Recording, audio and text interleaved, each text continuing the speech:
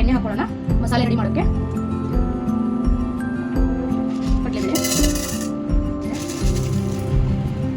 ಕಾಳುಮೆಣಸು, ಜೀರಿಗೆ, ಕೆಂಪು ರೋಸ್ಟ್ ಮಾಡಬೇಡಿ. ಕರಿಬೇವು ಹಾಕೋಣ. ತುಂಬ ಹೆಲ್ತಿಯಾಗಿರುತ್ತೆ, ಟೇಸ್ಟಿಯಾಗಿರುತ್ತೆ. ಮಕ್ಕಳು ಹಾಗೆ ಕಡಿಮೆ ಇರುತ್ತೆ, ತಿನ್ನಕ್ಕೆ ಹೋಗಲ್ಲ. ಈ ಥರ ಒಂದ್ಸರಿ ಮಾಡ್ಕೊಡಿ, ತುಂಬ ಇಷ್ಟಪಟ್ಟು ತಿಂತಾರೆ. ಇದು ನೋಡಿ ಚೆನ್ನಾಗೆಲ್ಲ ಫ್ರೈ ಆಗಿದೆ. ಇವಾಗ ಸ್ಟವ್ ಆಫ್ ಮಾಡ್ಕೊಳ್ಳೋಣ. ಇವಾಗ ಸ್ಟವ್ ಆಫ್ ಮಾಡ್ಕೊಂಡಿದ್ದೀನಿ. ಇದು ತಂದಾದ್ಮೇಲೆ ಮಿಕ್ಸಿ ಜಾರ್ಗೆ ಹಾಕ್ಬಿಟ್ಟು ಕರಿಯಾಗಿ ರುಬ್ಬಿಟ್ಕೊಳ್ಳೋಣ.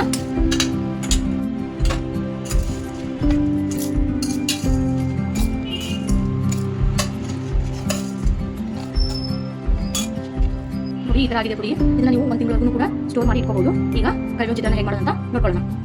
ಒಂದು ಪಾತ್ರೆ ಇಟ್ಕೊಳ್ಳಿ, ಸ್ಟವ್ ಆನ್ ಮಾಡಿ, ಅದಕ್ಕೆ ಸ್ವಲ್ಪ ಎಣ್ಣೆ ಹಾಕಿ, ಈಗ ಒಗ್ಗರಣೆಗೆ ಸ್ವಲ್ಪ ಸಾಸಿವೆ, ಜೀರಿಗೆ ಅದೆಲ್ಲ ಚಟ್ಪಟ ಆದಮೇಲೆ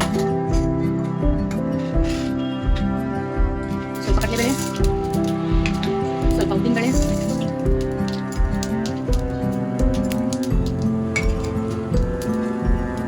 ಸ್ವಲ್ಪ ಕಡಲೆ ಬೀಜ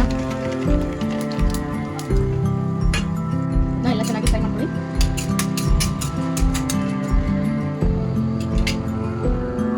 ಸ್ವಲ್ಪ ಗೋಡಂಬಿ,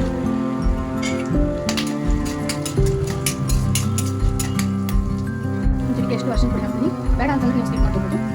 ಸ್ವಲ್ಪ ಈಗ ಹಾಕ್ತೀನಿ. ಇದು ಕೂಡ ಬೇಡ ಅಂತ ನೀವು ಸ್ಕಿಪ್ ಮಾಡ್ಕೋಬೋದು. ಇವಾಗ ಪುಡಿ ಸೇರಿಸ್ಕೊಳ್ಳೋಣ. ನಿಮಗೆ ರೈಸ್ ಎಷ್ಟಿದೆಯೋ ಆ ಕ್ವಾಂಟಿಟಿ ಮೇಲೆ ಪುಡಿ ಹಾಕೊಳ್ಳಿ.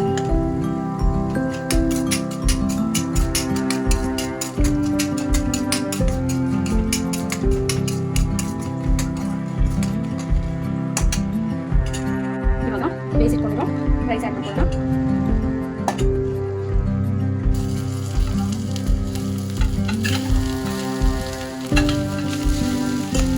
ರುಚಿಗೆ ಉಪ್ಪು,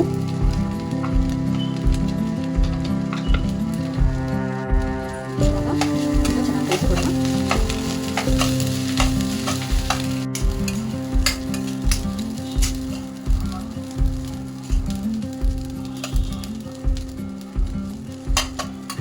ನೋಡಿ ಕರಿಬೇವು ಚಿತ್ರಾನ್ನ ರೆಡಿ ಆಯಿತು.